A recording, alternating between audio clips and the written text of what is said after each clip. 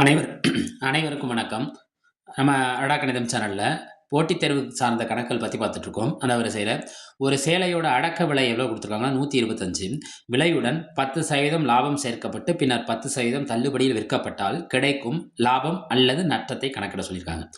பாருங்கள், அதிகம் அல்லது குறைவு, லாபம் அல்லது தள்ளுபடி, இதெல்லாம் என்னன்னா ஒன்றுக்கொன்று தொடர்பான எதிர்ச்சொற்கள். இந்த மாதிரி கணக்கு வந்துச்சுன்னா நம்ம கணக்குக்கான வழிமுறைகள் என்னன்னா 2யும் எடுத்துக்கணும். 2க்கான குறிகளை முதல் டிஃபைன் பண்ணிக்கணும். இப்போ லாபம்னா ப்ளஸ்ஸு, தள்ளுபடினா எதை குறிக்கும்? மைனஸை குறிக்கும் எடுத்துக்கிட்டு. அடுத்து என்ன செய்யணும்னா இதை எப்படி கணக்கிடணும்? இந்த மாதிரி ஒன்று அதிகரித்து ஒன்று குறைகிறதுனா அதை நம்ம கால்குலேட் பண்ணணுமா? நான் என்ன எடுத்துக்கிறேன்னா இதை எல்லுன்னு எடுத்துக்கிறேன், இதை எம்முன்னு எடுத்துக்கிறேன். சும்மா நானாக எடுத்துக்கிறேன். ரைட்டா? எப்படி மாற்றம் அந்த சதவீதத்தை எப்படி கணக்கிடலாம்? சதவீதம்ங்கிறது ஃபஸ்ட்டு எடுத்துக்கோங்க. லாபத்தை சொல்லியிருக்காங்களா ஃபஸ்ட்டு? அப்போ L plus L minus M, ரெண்டும் ஒரே குறியா வெவ்வேறு குறி. அப்போ கழிச்சிருங்க. எல் பெருக்கல் எம் டிவைடட் பை இந்த சதவீதங்கிறதுனால என்ன வந்துடும்? 100 வந்துடும். என்ன சொல்லியிருக்காங்கன்னு பாருங்கள்.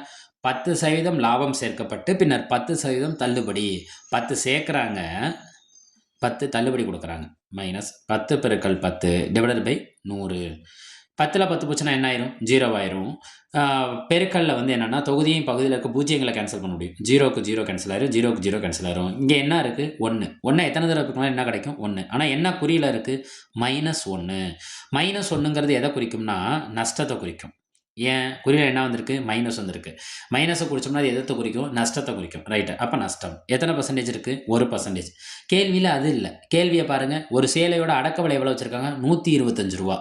125 ரூபா அடக்க விலை உள்ள சேலைக்கு எவ்வளோ நஷ்டம் ஏற்படுது? 1%. 1%ங்கிறத விட இங்கே கொடுத்துருக்க விடைகளில் எல்லாமே ரூபாயில் இருக்குது. அப்போ பர்சன்டேஜ் எதாவது மாற்றுறாங்க? ரூபாயை மாற்ற போகிறாங்க. பார்ப்போமா?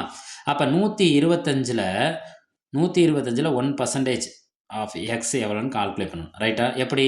125 பர்சன்டேஜுங்கிறப்ப கீழே என்ன போட்டுக்கணும்? 100. கீழே என்ன போட்டுக்கணும்? 100. பின்னத்தில் அடிக்கிறப்ப நம்ம என்ன செய்யணும்? எத்தனை 0 பகுதியில் இருக்கோ அதுக்கு முன்னாடி இருக்க எண் என்னன்னு பார்க்கணும். 1 இருந்தாலும் 1 தான், இல்லைனாலும் 1 தான். அப்போ எத்தனை 0 இருக்குன்னு பார்க்கணும். 2 0. அப்போ 2 ஸ்தானம் தள்ளி புள்ளி குத்தணும். ஒரு 125 டிவைடட் பை 100. புள்ளி குத்தினீங்கன்னா எவ்வளோ வரும்? 1.25.